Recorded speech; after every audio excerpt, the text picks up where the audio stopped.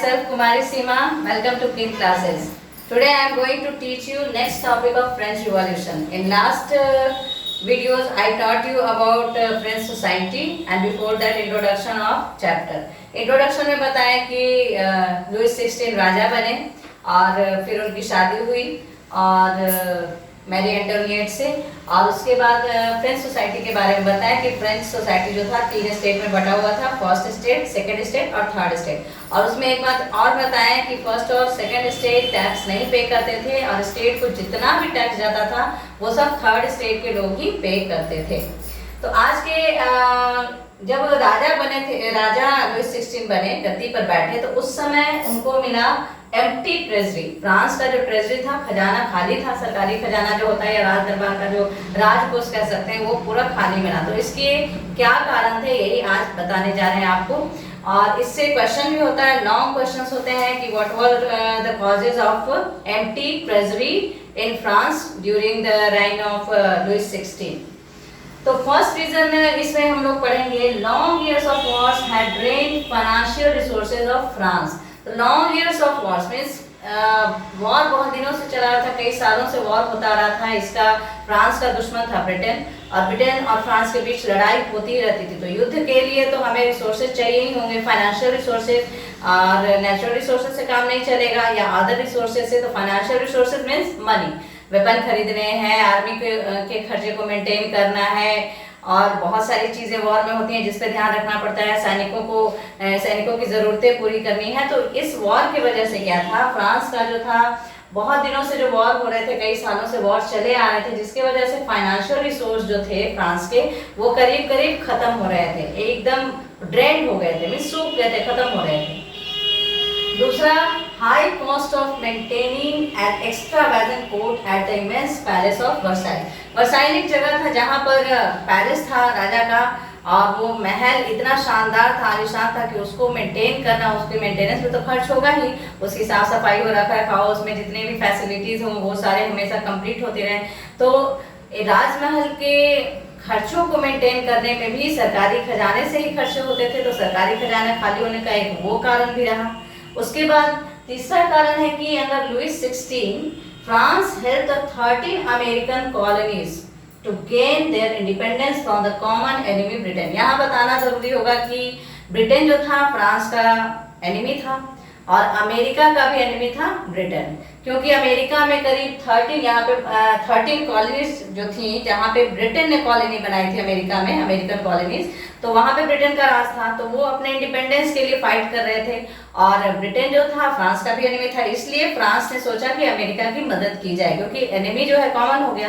तो 13 American colonies को independence मिले, उसमें इसने हेल्प की, फ्रांस ने हेल्प की। तो कैसे हेल्प करेंगे वॉर में, किसी को सैनिक से, वेपन से, तो अपने तरफ से हेल्प कर रहे हैं, तो अपने खर्चे बढ़ रहे हैं। तो सरकारी खजाने से ही ये सारे खर्चे पूरे होते हैं। तो उसमें भी काफी खर्च हुआ फ्रांस का, और फ्रांस का खजाना करीब करीब लुइस 16 जब गद्दी पर बैठे तो वो खाली ही मिला। फोर्थ रीजन है, the war added more than $1 billion to a debt that had already risen to more than $2 billion। इसमें समझना है कि अब बताएं कि वॉर चले आ रहे थे कई सालों से फ्रांस और ब्रिटेन के बीच, उसके बाद अमेरिका की भी इसने मदद की। तो लंबे अरसे से जो वॉर चल रहा था उसकी वजह से क्या हुआ, सरकारी खजाना तो खाली ही था, इसको कर्ज लेने पड़े। अदर यूरोपियन कंट्री से इसने कर्ज लिए, तो जो लोग कर्ज दे रहे थे वो उस पर इंटरेस्ट भी ले रहे थे। तो ऑलरेडी वो जो इंटरेस्ट था बढ़ के $2 billion हो गया। लीवर जो है वहाँ की करेंसी का जो है मेजर, जैसे हमारे यहाँ रुपया है ना इंडिया में, उसी तरह से वहाँ लीवर कहते थे, जो बाद में चेंज हो गया था लुइस 16 के गद्दी से हटने के बाद। तो $2 billion पहले ही हो चुका था, और वॉर हो रहे थे, वो अमेरिका की भी मदद कर रहा था, जिससे कि क्या हुआ, $1 billion was added more। तो ये कर्जे बढ़ते ही जा रहे थे और उस पर इंटरेस्ट भी बढ़ता जा रहा। अब अदर यूरोपियन कंट्रीज या जिसने भी मदद की, लोन दिया फ्रांस को, उनको ये लगने लगा कि अब ये समर्थ है, ये अब एलिजिबल नहीं है हमारा रिपे करने का, टैक्स रिपे करने का। तो वो उन्होंने क्या किया कि इंटरेस्ट को और बढ़ा दिया, 10% बढ़ा दिया। Lenders who gave the state credit now began to charge 10% interest on loans। तो फिफ्थ पॉइंट हम यही पढ़ेंगे कि लेंडर्स जो थे, जिन्होंने इसे कर्ज दिया था फ्रांस को, वो 10% इंटरेस्ट उन्होंने बढ़ा दिया। अब लुईस 16 के पास कोई चारा नहीं था कि किसी तरह से अब टैक्स बढ़ाया जाए स्टेट में। इसके अलावा भी एक वजह है जो हम यहाँ बताना चाहेंगे, जो एम्प्टी ट्रेजरी का वजह नहीं है। यहाँ पे टैक्स क्यों उसने बढ़ाया, उसमें एक और वजह थी। To meet the regular expenses such as the cost of maintaining an army, the court, running government offices or universities, the state was forced to increase taxes. अब स्टेट में अब गवर्नमेंट की तरफ से यूनिवर्सिटीज भी चलाए जाते थे, गवर्नमेंट ऑफिसेज भी थे फ्रांस में, ऊपर से कोर्ट को मेंटेन करना और भी कई तरह के राजदरबार के खर्चे होते हैं, सबको मेंटेन करना, उसके लिए भी पैसे की जरूरत होती है। तो अब राजा बात ये हो गया कि अब टैक्स को बढ़ाया जाए। और पहले ही बता चुके हैं पिछले वीडियो में जब तीनों स्टेट के बारे में बता रहे थे कि सारे टैक्सेस कौन पे करते थे, थर्ड स्टेट। और थर्ड स्टेट में कुछ ही लोग अमीर थे, रिच थे या प्रॉस्पेरस थे, बाकी सब जो ट्रेडर्स थे या जो बिजनेसमैन थे या जो पढ़े लिखे स्कॉलर्स थे वो लोग, बाकी लोग जो थे वो बहुत गरीब थे, किसान थे, पुअर पीजेंट्स थे और उससे भी लोअर ग्रेड के लेबर्स हो गए, वर्कर्स हो गए, तो वो कहाँ से इतना टैक्स पे करेंगे। तो टैक्स उन्हीं से लिया जा रहा था, तो टैक्स को बढ़ाया जाने लगा। और इसी पर हम आगे बढ़ेंगे कि किस तरह से लोग रिवोल्ट करना शुरू किए, क्या क्या सिचुएशन क्रिएट हुए फ्रांस में, नेक्स्ट वीडियो में हम लोग पढ़ेंगे।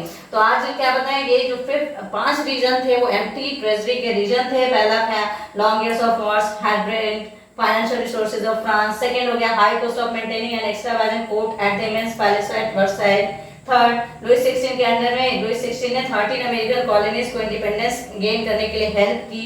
उसके बाद और वॉर जो कंटिन्यू था उससे भी जो लोन था उसका अमाउंट काफ़ी बढ़ गया। उसके बाद रीपे करने के लिए इंटरेस्ट भी था वो बहुत ज़्यादा था। और उसके बाद 1 बिलियन लीवर और बढ़ गया।